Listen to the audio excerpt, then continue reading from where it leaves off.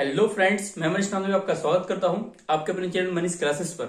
आज का हमारा टॉपिक पुष्पीय पौधों में लैंगिक जनन से है। ये बहुत ही इंपोर्टेंट टॉपिक है क्लास 12th के लिए। चलिए बिना किसी देरी की वीडियो को स्टार्ट करते हैं।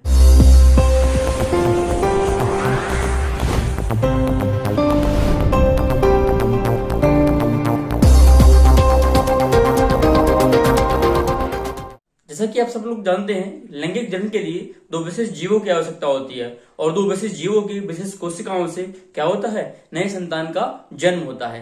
ऐसे ही पौधों में भी क्या होता है, लैंगिक जनन होता है। तो लैंगिक जनन पौधों में कैसे होता है? तो पौधों में लैंगिक जनन केवल आवृत बीजियों में ही होता है। और इसके बाद आप ये देखिएगा कि इनके लिए दो विशेष जीव कौन कौन से होते हैं। तो विशेष जीव होते हैं नर और मादा। नर और मादा की विशेष कोशिकाओं के फलस्वरूप क्या होता है, जाइगोट का निर्माण होता है, जिसके फलस्वरूप क्या बनेगा, संतान यानी कि फल बनेगा। पेड़ पौधों में है तो क्या बनेगा, फल बनेगा। यहाँ पे देखिए पुमंग क्या है, नर जननांग है, ठीक है, और जयांग जो है वो क्या है, मादा जननांग है। इन दोनों के संयुग्मन से जाइगोट का निर्माण होगा और उससे क्या बनेगा, फल बनेगा। अगर ये जनन मानव में यानी मनुष्य में होता तो यहाँ पे नर और मादा के संयुग्मन से संतान का जन्म होता, लेकिन यह पेड़ पौधों में तो क्या बनेगा, फल बनेगा। ठीक है, चलिए अब देखते हैं इसके बारे में। तो इसके अध्ययन को आप समझने से पहले इसके पुष्प की स्ट्रक्चर को समझना पड़ेगा, यानी कि पुष्प की संरचना को समझना पड़ेगा। देखिएगा इसके बारे में। तो ये है पुष्प अपना, ये आवृतबीजी पुष्प है। इस पुष्प में 4 चक्र पाए जाते हैं। क्या पाए जाते हैं, 4 चक्र पाए जाते हैं। तो पहले यहाँ पे देखिएगा जयांग, जिसको कहते हैं अपन गाइनोसियम, पहला चक्र। दूसरा आता है पुमंग यानी कि एंड्रोसियम। तीसरा अपना आता है बादलपुंज यानी कि कैलैक्सी। और चौथा अपना आता है दलपुंज यानी कि कोरोला। तो ये अपनी 4 चक्र हैं। इस 4 चक्र को अपन पढ़ लेंगे तो पुष्प की संरचना कंप्लीट हो जाएगी। इसमें सबसे पहला चक्र कौन सा आता है, सबसे पहला अपन चक्र आता है बाह्यदलपुंज। बाह्यदलपुंज क्या होता है, जब पुष्प कली अवस्था में होता है तो उसमें क्या होता है कि जो पुष्प कली अवस्था को जो ढके होता है हरे कलर से, मान लो उसको ढके रहता है, जैसे कि आपको चित्र में दिख रहा होगा, तो वो क्या होता है, वो अपना होता है क्या, बाह्यदलपुंज, जो कि पुष्प को कली अवस्था में सुरक्षा प्रदान करता है। और इसमें क्या है, पुष्प खिल चुका है तो इसकी जो बादलपुंज है वो नीचे आ गए हैं। देखिएगा ये आपको इस तरह दिख रहे होंगे, यहाँ पे जी वाले ये क्या है, बादलपुंज है। क्या है ये, बादलपुंज है। और इनकी इकाई यानी कि बादलपुंज तो ये सारे हो गए, और एक कोई ग्रीन पत्ती ले लीजिएगा, उसको यानी कि इकाई यूनिट हो जाएगी ना, उसको कहते हैं सेपल। ठीक है, अब देखिएगा पहला चक्र अपना कंप्लीट हो गया। दूसरा अपना चक्र आता है कौन सा, दलपुंज। दलपुंज हमेशा कलरफुल होते हैं, जैसे कि पुष्प रेड है, येलो है और पिंक है। कलर काय में आते हैं, ये सब दलपुंज के होते हैं। जैसे कि आपको दिख रही है, जब पुष्प खिलता है, इसकी कमल है, देखो ये यहाँ पे ये आपको दिख रही होगी संरचना। ये आपको थोड़ी डार्क डार्क कर देता हूं मैं, तो ये संरचना आपको दिख रही होगी, दिख रही है ना। तो ये संरचना किसकी है, जैसे कि ये दोनों क्या है, ये दोनों है दलपुंज। दलपुंज हमेशा पुष्प के कलर को दिखाता है। किसको दिखाता है, पुष्प के कलर को दिखाता है। अब देखिएगा तो इसमें, और इसकी यूनिट को क्या कहते हैं, जैसे कि मान लो गुलाब की पंखुड़ी है, जैसे गुलाब रेड है तो किसकी वजह से दिखता है रेड, तो वो होता है अपना दलपुंज। लेकिन एक गुलाब की पंखुड़ी निकालिएगा तो उसको कहते हैं क्या, पेटल। मानी एक, जैसे कि अपन कह सकते हैं, जैसे कि बादलपुंज की इकाई क्या है, सेपल, ऐसे दलपुंज की इकाई क्या है, पेटल। अब बात करते हैं अपने तीसरे चक्र की। तो पहला अपना कंप्लीट हो गया बादलपुंज, ठीक है, यानी कि कैलैक्सी। दूसरा अपना कोरोला यानी दलपुंज। अब तीसरा अपना आता है क्या, पुमंग यानी कि एंड्रोसियम। अब इसमें क्या होता है, तो ये क्या है, पुमंग, यानी कि हमने पहले आपको यहाँ पे बताया है। देखिएगा आप गौर फरमाइएगा, जो पुमंग है वो क्या है, नर भाग है, नर जननांग है या कह सकते हैं। ठीक है, तो इसमें क्या है, पुमंग नर जननांग है। तो आपको ये संरचना दिख रही होगी लंबी लंबी, देखिएगा ये आपको इतनी संरचना, और ये कहां से जुड़ी है, इसके आधारी भाग से जुड़ी है ना। तो ये कौन सा चक्र है, तीसरा, यानी कि इसको कह सकते हैं पुमंग। आपको मैं यहाँ पे एक संरचना दिखा देता हूँ, ऐसी संरचना दिख रही होगी आपको एक, ये क्या है, पुमंग है। पुमंग में भी अपने पार्ट होते हैं, क्या होते हैं, पार्ट होते हैं। कैसे, तो इसको कहते हैं अपन क्या, परागकोश, कहते हैं परागकोश। और परागकोश के बाद इसको कहते हैं अपन पुतंतु। क्या कहते हैं, पुतंतु। ठीक है, तो इसको कहते हैं अपन पुतंतु। इसे परागकोश को इंग्लिश में कहते हैं एंथर। क्या कहते हैं, एंथर। और पुतंतु को कहते हैं फिलामेंट। क्या कहते हैं, फिलामेंट। तो ये है इसकी भाग। तो पुमंग के 2 भाग हैं, तो उसको आप ध्यान से देखिएगा। अभी हम इसके बारे में ही अध्ययन करेंगे। जो परागकोश है, परागकोश के अंदर पराग कणों का निर्माण होता है। कैसे होता है, अभी हम अध्ययन करेंगे। ठीक है, तो परागकोश से क्या होगा, पराग कणों का निर्माण होगा, इतना आप याद रखिएगा। आगे अपनी बात करते हैं चौथे चक्र की। तो चौथा चक्र अपना आता है जयांग भाग, जो आपको सुराही के आकार का दिख रहा होगा। देखिएगा ऊपर से पतला और नीचे से फूला हुआ भाग, ये क्या है अपना, ये है अपना क्या, जयांग, इसको कहते हैं अपन गायनोसियम। ये क्या है, अभी हमने देखा था, ये क्या है, मादा जननांग है ना। तो इसमें देखिएगा ये क्या है, जयांग है। इसमें भी बहुत सारे पार्ट होते हैं, क्या होते हैं, पार्ट होते हैं। तो सबसे ऊपर वाला भाग है, इसको क्या कहते हैं अपन, स्टिग्मा। इसको कहते हैं क्या, स्टिग्मा, यानी कि वर्तिकाग्र। क्या कहते हैं, वर्तिकाग्र या स्टिग्मा। और जो आपको ये लंबी संरचना दिख रही होगी इसके नीचे, वर्तिकाग्र के नीचे जो इतनी संरचना आपको दिख रही होगी, इसको अपन कहते हैं वर्तिका। क्या कहते हैं, वर्तिका। इसको कहते हैं वर्तिका यानी कि स्टाइल, ठीक है। और जो आपको आधारीय भाग जो फूला हुआ दिख रहा होगा, यानी वर्तिका के नीचे हुए आधारीय भाग जो फूला हुआ है, इसको कहते हैं अपन क्या, ओवरी। ओवरी, ओवरी यानी कि अपना अंडाशय। और अंडाशय के अंदर जी आपको संरचना दिख रही होगी, जी है बीजांड। क्या है, बीजांड यानी कि ओव्यूल। क्या है, बीजांड यानी कि ओव्यूल, ठीक है। यहां तक अपनी पूरी पुस्तक की संरचना कंप्लीट होती है। अब आपको इतना थोड़ा ध्यान रखना है कि अपन में जो नर भाग है वो क्या है, पुमंग है। तो आपको दिख रहा होगा, इस संरचना दिख रही होगी, इसमें परागकोश और पुतंतु पाए जाते हैं। और आपको ये दिख रहा होगा जयांग यानी मादा भाग है। तो बस यहाँ पे देखिएगा जी दिख रही होंगे। अब इसमें क्या पार्ट होते हैं, वर्तिकाग्र और वर्तिका और बीजांड। वर्तिकाग्र यानी कि स्टिग्मा, स्टाइल और ओवरी। तो आपको याद रखना होगा, इसके अंदर पाए जाते हैं बीजांड, यानी कि अपन इसको कहते हैं क्या, ओव्यूल। तो ये पूरी पुष्प की संरचना है। नर और मादा जनन भाग आपको समझ में आ गए होंगे। अभी मैंने आपको बताया था कि लैंगिक जनन में क्या होता है, दो विशेष जीव होते हैं और विशेष जीवों की विशेष कोशिकाएं होती हैं। तो हमने आपको बता दिया कि दो विशेष जीव पुमंग और जयांग है। इनकी विशेष कोशिकाओं के संलयन से होता है क्या, फल का निर्माण। तो इसकी जो विशेष क्या होती हैं, वे होती हैं क्या, कोशिकाएं होती हैं, वो कैसे होती हैं, जैसे कि विशेष कोशिकाएं क्या है। तो देखिए पुमंग की विशेष कोशिकाएं क्या है, लघु बीजाणु कण, यानी कि कह सकते हैं पराग कण। पराग कण कौन सी है, पराग कण। तो पुमंग में पराग कण का निर्माण कैसे होगा, जैसे कि अपन ने अपना मनुष्य वाले मानव जनन में पढ़ा था कि जो नर होते हैं उनमें स्पर्म का निर्माण होता है, यानी शुक्राणुओं का निर्माण होता है। तो इस प्रकार से पुमंग में पराग कणों का निर्माण होगा, ठीक है। इसी प्रकार जयांग में किसका निर्माण होगा, उनके विशेष कोशिकाओं का, यानी कि कह सकते हैं कि बीजांड का। किसका होगा, बीजांड का। तो बस इतना अपन को अध्ययन करना है कि अपन के नर भाग में यानी पुमंग में परागकणों का निर्माण कैसे होता है, और अपन पढ़ेंगे जयांग में बीजांड का निर्माण कैसे होता है। जब इनका निर्माण हो जाएगा तो अपन इनका फ्यूजन दिखाएंगे, यानी कि संलयन दिखाएंगे, और संलयन के फलस्वरूप फल का निर्माण कैसे होता है वो भी दिखाएंगे। चलिए इसके आगे का अध्ययन करते हैं। फल का निर्माण यानी कि संतान का निर्माण तो कैसे होगा, जैसे कि अपन ने मानव के जन्म में पढ़ा था, 3 क्रियाएं होती हैं। एक निषेचन पूर्व घटना है, एक निषेचन, और दूसरी एक आती है निषेचन पश्च घटना है। तो इसमें भी 3 क्रियाएं पढ़नी पड़ेंगी अपन को, निषेचन पूर्व, निषेचन पश्च और निषेचन बाद की।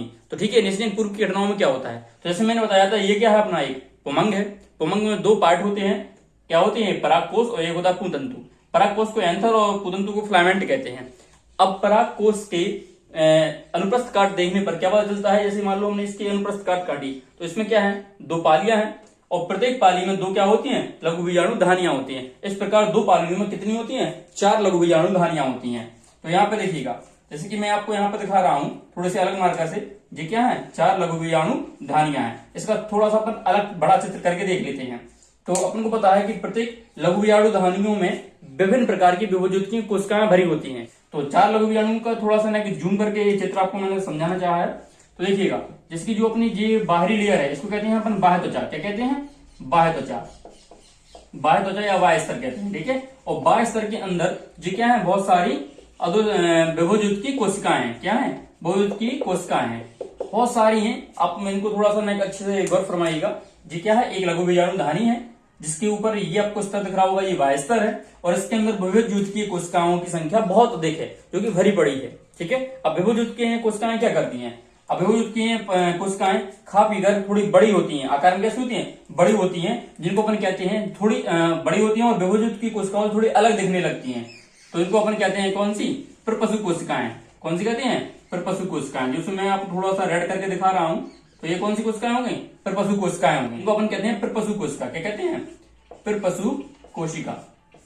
प्रपशु कोशिका क्या कहते हैं, प्रपशु कोशिका। तो प्रपशु कोशिका में परिणत विभाजन के द्वारा 2 कोशिकाओं का क्या होता है, निर्माण होता है।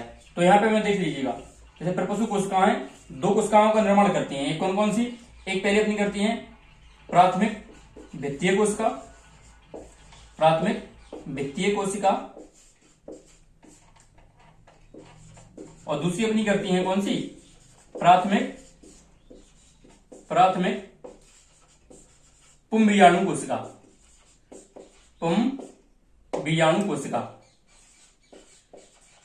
अब यहां पर देखिए ना, पहली अपन ने क्या था, थोड़ा गौर फरमाइएगा, 4 लघु बीजाणु धानियां होती हैं और 4 लघु बीजाणु धानियां जो है मैंने आपको थोड़ी सी नेक झूम करके दिखा दिया है। तो यहाँ पे देखिएगा ये क्या है, एक लघु बीजाणु धानी है। बाह्य स्तर के अंदर क्या होती है, बहुत सारी विभोजुत की कोशिकाएं होती हैं। जो आपको थोड़ी ब्लैक में थोड़ी संरचना दिख रही होगी, ये सब तो ये क्या है, विभोजुत की कोशिकाएं होती हैं।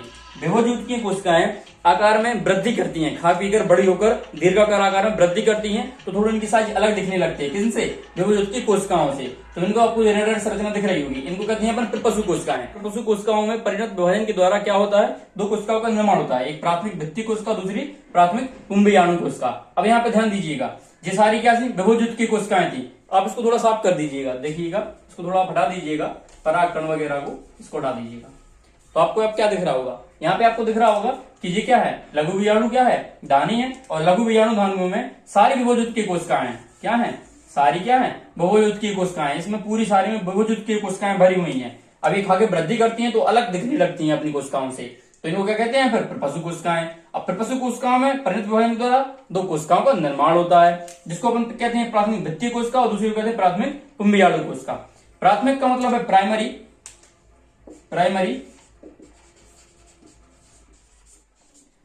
भित्तीय कोशिका का मतलब है पेरिटल सेल। इसी प्रकार प्राथमिक पुंबीजाणु कोशिका का मतलब है प्राइमरी माइक्रो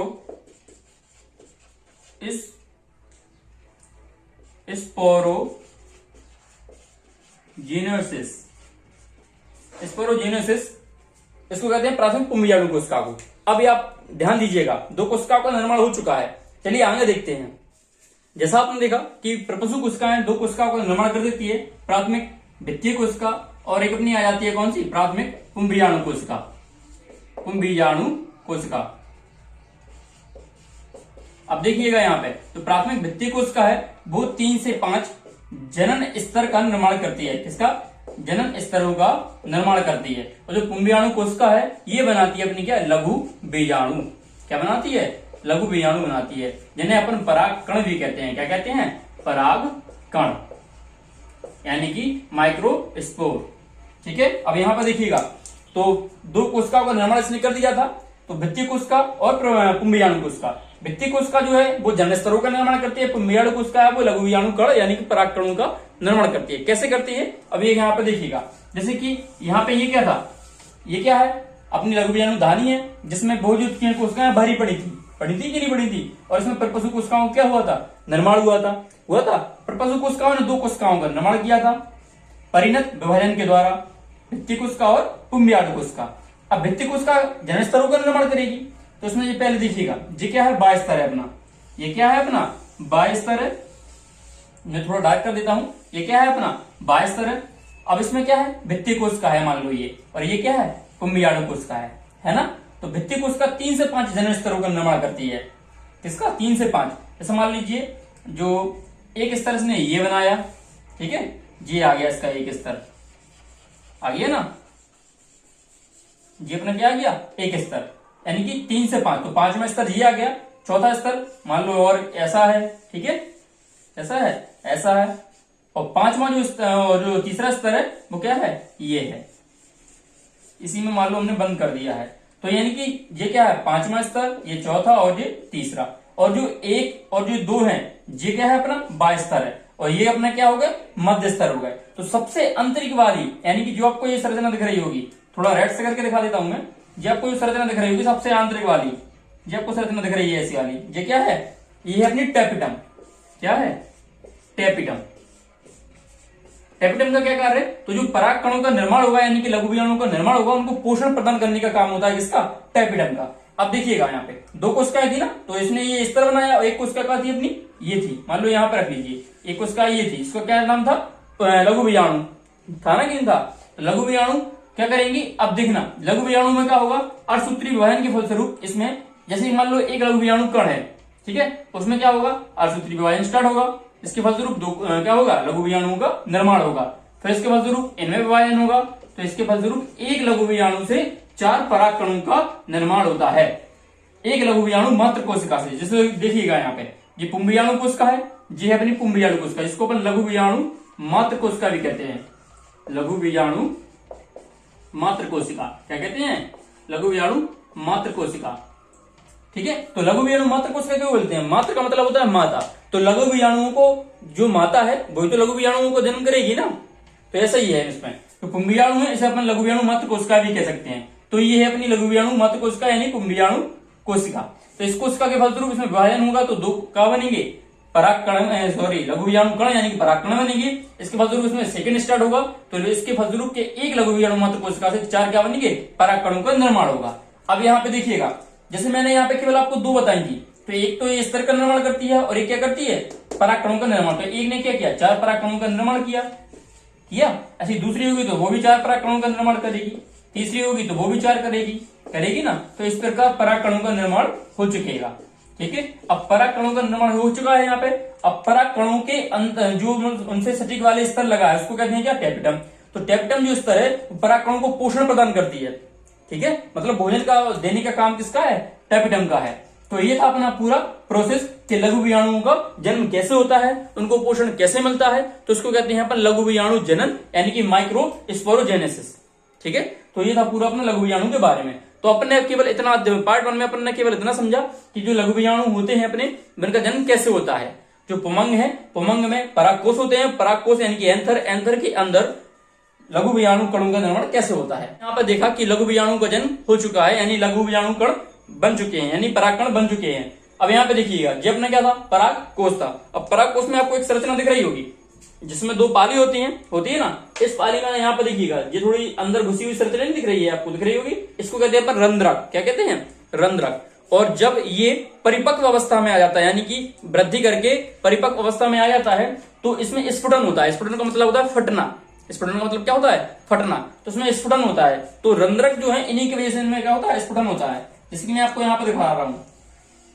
इसमें क्या है? 2 पाली है और ये क्या है? अपने रंध्रक है। क्या है? रंध्रक है। ये परिपक्व अवस्था में जैसे ये परागकोश अपना आएगा तो इसमें स्फुटन होगा। परिपक्व अवस्था में क्या है? जिससे सिकुड़ेंगी, जैसे कि जी हैं जो अपने परागकोश हैं, पाली हैं, तो इनमें क्या होंगे? सिकुड़ेंगे। यदि सिकुड़ेंगे तो ये और भी सिकुड़ते चले जाएंगे और इनमें क्या होगा? स्फुटन यानी कि फट जाएंगे। अब ये जैसे ही फटेंगी तो इनमें से क्या होगा? परागकण बहुत सारे बाहर निकलेंगे। क्या निकलेंगे? परागकण बहुत सारे बाहर निकलेंगे। निकलेंगे नहीं निकलेंगे? इसकी यहाँ पे अपन संरचना देखी थी। जैसे मान लो ये फट गई तो इसमें क्या है? लघु बीजाणु धानियां है, इसमें परागकणों का निर्माण हो चुका है और ये क्या है? निकलने लगी है। और ये इतने हल्के, इतने सूक्ष्म होते हैं कि यह हवा के माध्यम से भी उड़ जाते हैं। ठीक है, और बिखर जाते हैं। अब इसमें देखना, जैसे अपने परागकणों का निर्माण हो चुका है, इसको अपन क्रिया को बोलते हैं परागकोश का स्फुटन, यानी कि परागकोश का फटना। ठीक है, अब अपन देखते हैं परागकणों के बारे में। परागकण, अपन एक परागकण ले लीजिएगा। ठीक है, मान लीजिए अपना, देखिएगा जैसे अपन ने एक यहाँ पे क्या ले लिया? एक परागकण ले लिया। थोड़ा बड़ा आकार में करके दिखा रहे हैं, इतना बड़ा नहीं होता है। तो इसे क्या ले लिया? परागकण ले लिया। और इसकी बाह्य संरचना में, इसकी बाह्य संरचना भी होती है। तो देखिएगा आप यहाँ पे,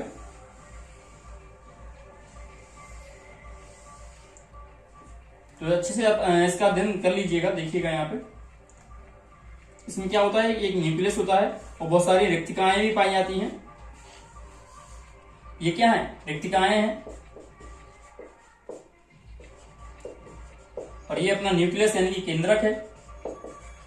ठीक है, और ये इसका क्या है? बाह्य स्तर है। परागकण का बाह्य स्तर है। और बाह्य स्तर कहीं कहीं पर छूट जाता है। बाह्य स्तर जो है स्पोरोपोलिन का होता है। क्या का होता है? स्पोरोपोलिन। ये इतना कठोर तत्व है कि यह परागकणों को करोड़ों वर्षों तक सुरक्षित रखा रहता है। ठीक है, जो परागकण होते हैं बहुत ही सूक्ष्म कण होते हैं। ये सूक्ष्म होते हैं, ये भी तो इन्हें लघु बीजाणु कण बोलते हैं ना। तो ये इतने लघु बीजाणु कण होते हैं, उनके ऊपर एक क्या होता है? बाह्य स्तर होता है। ठीक है, जो क्या का होता है? स्पोरोपोलिन का होता है। ये इतना कठोर तत्व है ये कि परागकणों को करोड़ों वर्ष तक सुरक्षित रखे रहता है, उनको सूखने नहीं देता है। तो ये क्या है? स्पोरोपोलिन है। अब यहाँ पे एक चीज और देखिएगा आप, यहाँ पे एक चीज और देखिएगा। तो जहां पे ये दिखना, कहीं कहीं पे आप दिख रहा है यहाँ पे गैप है ना, इसको कहते हैं जनन छिद्र। क्या कहते हैं? जनन छिद्र। अब यहाँ पे देखिएगा कि जो स्पोरोपोलिन की जो बाह्य स्तर की जो परत है वो कहीं कहीं पर छूट जाती है। देखो यहाँ पे तो इसको कहते हैं जनन छिद्र। अब क्या होगा, जैसे कि मान लो जब पराग जो कण है वो स्टिग्मा पर गिरेगा, जैसे कि स्टिग्मा पर, जैसे ही मान लो जैसे जी क्या था अपना जयांग भाग था, जी थी अपनी स्टिग्मा, जैसे परागकण मान लो यहाँ पे इस पे गिरा, तो यहाँ पे गिरेगा तो इसमें से क्या होगा, दो, जैसे मान लो परागकण, उसमें दो नर युग्मक होते हैं,